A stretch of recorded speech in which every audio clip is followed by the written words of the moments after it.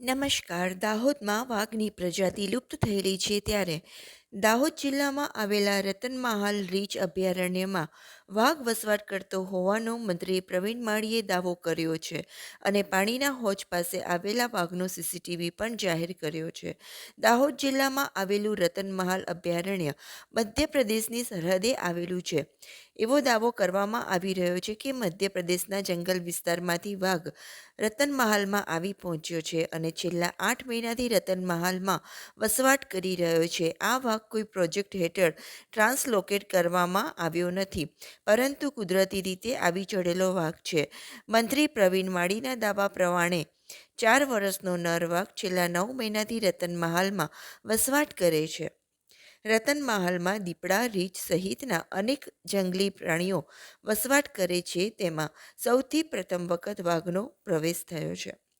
વાઘની લાંબા ગાળાની હાજરીને સુનિશ્ચિત કરવા માટે જંગલ વિભાગ સતર્ક થયું છે. વન વિભાગ તેનું મોનિટરિંગ કરી રહ્યું છે. સાથે જ વાઘનો મુખ્ય ખોરાક એવા ચિતલ અને સાંભર જેવા પ્રાણીઓની વસ્તી વધારવા અન્ય સ્થળોએથી પ્રાણીઓ ટ્રાન્સલોકેટ કરવાની તજવીજ પણ હાથ ધરાઈ હોવાની માહિતી મળી રહી છે.